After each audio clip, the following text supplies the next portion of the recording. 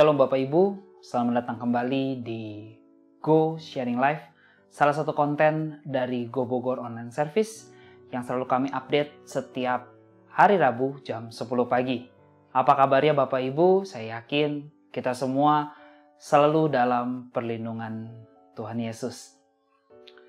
Setiap hari kita selalu mengalami apa yang dinamakan dengan tantangan hidup atau pertandingan kehidupan. Ada Bapak Ibu yang sedang memulai usaha yang baru atau sedang mendapatkan pekerjaan yang baru, mengambil studi S1, S2, mungkin S3. Dan ketika Bapak Ibu menjalaninya, Ibu akan mendapatkan tantangan, penjualan yang susah, pekerjaan yang susah dilakukan, pelajaran yang susah untuk dipelajari. Dan ketika Bapak Ibu mengalami tantangan tersebut, ingin rasanya berhenti di tengah jalan, ingin menyerah, tidak ada kekuatan lagi untuk meneruskan pekerjaan yang sedang kita lakukan. Di video kali ini, kita akan sama-sama belajar bagaimana menyelesaikan pertandingan kehidupan sampai garis finish. Kita akan buka dulu di 2 Timotius 4 ayat 7. Saya akan bacakan buat Bapak Ibu. Aku telah mengakhiri pertandingan yang baik. Aku telah mencapai garis finish. Dan aku telah memelihara iman. Pada ayat tersebut kita bisa ambil 3 poin untuk menyelesaikan pertandingan. Poin yang pertama adalah mengakhiri pertandingan dengan baik. Pertandingan biasanya dilakukan oleh seorang atlet. Dia akan melakukan pertandingan, dan apakah yang membedakan seorang atlet dengan orang biasa yang melakukan olahraga? Seorang atlet bertanding untuk mencapai kemenangan. Ada tujuannya dia melakukan pertandingan, mendapatkan emas atau menjuarai kejuaraan. Sedangkan orang biasa melakukan olahraga hanya untuk kesehatan. Biasanya orang sebut hanya cari keringat aja, biar badan sehat, biar badan bugar. Tapi kalau atlet itu berbeda. Dia punya tujuan hidupnya. Seorang atlet akan berlatih dengan giat. Itu yang membedakannya. Pola makannya akan diatur. Tidak boleh makan makanan sembarangan. Nggak boleh makan gorengan. Makanan berlemak, minum alkohol, itu pasti dilarang. Dan bahkan pola hidupnya pun dirubah. Tidak boleh begadang, tidak boleh keluar sembarangan. Apapun yang dilakukan oleh seorang atlet, itu untuk memenangkan sebuah pertandingan. Jadi, hidupnya harus benar-benar dijaga. Fokusnya itu berubah. Seorang atlet juga harus mempunyai mental yang berbeda. Mental yang tidak cepat menyerah. Itu juga yang membedakan kita dengan seorang atlet. Contohnya begini. Apa yang membedakan singa atau kenapa singa disebut dengan raja hutan? Dia bukan yang terpintar, masih ada simpanse mungkin yang pintar. Atau dia bukan binatang yang tercepat. Tentu dia bukan binatang yang terkuat atau terbesar. Gajah mungkin binatang yang terbesar di daratan. Tapi apa yang bikin singa itu menjadi penguasa hutan? Atau di daerah-daerah tertentu, singa itu menjadi puncak dari rantai makanan. Yang membedakan adalah mentalnya.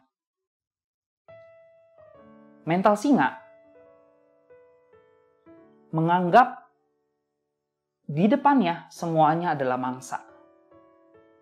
Jadi sewaktu binatang lain melihat singa, mereka akan kabur. Karena dia akan berpikir, saya adalah mangsa singa. Dan singa berpikir, mereka adalah makanan saya. Jadi itu yang membedakan. Berbeda kalau misalnya gajah itu makan daging dan punya pola pikir sama kayak singa. Semua di depan mata dia adalah mangsa. Gajah yang mungkin akan menjadi penguasa hutan. Mental, pola pikir, itu menentukan kita siapa. Poin yang kedua adalah mencapai garis akhir. Dalam terjemahan bahasa Inggris, itu dikatakan, I have finished my course. Yang artinya, saya telah menyelesaikan pelatihan saya. Ini berbicara tentang proses. Memang, waktu kita mengakhiri garis finish, ada satu hal yang harus kita perhatikan, yaitu proses. Tuhan sangat suka berproses. Dia menciptakan dunia bukan dalam satu hari, bukan dalam sekejap. Tapi dia menciptakan dunia dalam beberapa hari. Sesuatu yang instan, sesuatu yang cepat, itu tidak akan bertahan lama. Seorang atlet, dia akan berproses, dia akan berlatih untuk mencapai tujuannya. Raja Daud, sewaktu dia melawan Goliat, hanya menggunakan ketapel. Dan saya yakin, dia menggunakan ketapel bukan hanya untung-untungan aja, tapi dia menggunakan ketapel karena dia ahli. Sewaktu dia menjaga kawanan domba, dia pasti menggunakan ketapel atau yang lainnya untuk mengusir serigala atau binatang lain yang ingin memangsa domba.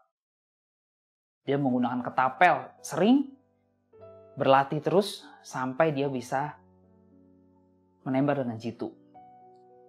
Dan ketenangan yang dia dapat sewaktu melawan Goliat, saya yakin juga didapat karena dia sering menjaga kawanan dombanya sehingga dia selalu siap menghadapi apapun juga. Tentu dengan penyertaan Tuhan akan dengan mudah sekali melawan Goliat. Proses yang kita lakukan itu akan mengubah karakter kita semakin luar biasa lagi, menyerupai Kristus. Prosesnya sendiri itu lebih penting daripada garis akhir yang akan kita capai. Karena dengan berproses, kita akan semakin dewasa, kita akan semakin tangguh, kita akan siap menghadapi apapun juga. Kereta api yang baru berjalan, itu akan sangat lambat. Ketika ada batu kecil yang menghalangi kereta jalan, pasti akan susah untuk dilewati. Tapi ketika dia sudah melewati batu kecil itu, dia akan semakin cepat lagi, semakin cepat lagi, semakin cepat lagi. Dan ketika ada batu yang bukan kecil, bahkan batu besar, dia akan menghajarnya, akan melewatinya. Demikian kita juga. Bila kita menghadapi tantangan terus, dan kita terus melewatinya, terus melaluinya dengan berproses, otomatis kita akan terus mudah menghadapi apapun juga. Kita akan terus berproses sehingga kita mendapatkan hasil yang luar biasa. Itu poin yang kedua, berproses. Poin yang terakhir adalah aku telah memelihara iman. Ini adalah poin yang terakhir dan yang paling penting. Sewaktu Daniel, Sadrak dan Abednego menyelesaikan pertandingannya, dia tidak menajiskan diri dengan apa yang disajikan dari makanan raja. Dia menolaknya. Sehingga dia tetap mempunyai tubuh yang sehat, pikiran yang sehat karena dia tidak menajiskan dengan apa yang diberikan oleh raja. Demikian kita juga dalam melakukan pertandingan iman, kita harus berhati-hati dengan pengajaran-pengajaran yang salah. Kita tidak menajiskan diri. Kita jangan menajiskan diri dengan sesuatu yang dari dunia yang mungkin tidak benar, pengajaran-pengajaran yang salah. Kita harus terus berpegang sama firman Tuhan. Kita terus berpegang sama janji-janji Tuhan, pemeliharaan Tuhan. Terus intim sama Tuhan, terus mendekatkan diri sama Tuhan, itulah kekuatan kita. Nah Bapak Ibu, dari 3 poin tersebut, kita harus terus meneladani apa yang sudah dilakukan Tuhan Yesus. Dia tidak menyerah sewaktu di kayu salib. Dia rela berkorban buat kita. Dia adalah satu-satu contoh yang luar biasa tentang menyelesaikan pertandingan iman. Dan ketika kita sudah melakukan 2 Timotius 4 ini, mengakhiri pertandingan yang baik, mencapai garis akhir, dan memelihara iman, kita akan mendapatkan hasil yang luar biasa. Kita akan mendapatkan mahkota kehidupan. Karena kesetiaan itu sangat mahal, Bapak Ibu. Baik, sekian video dari saya. Dan bila Bapak Ibu merasa terberkati dengan video ini, Bapak Ibu bisa share ke kenalan Bapak Ibu, sehingga mereka pun bisa terberkati.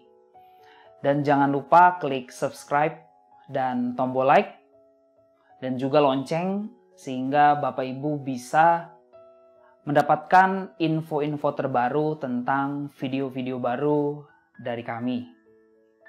Sampai jumpa di video berikutnya. Tuhan memberkati.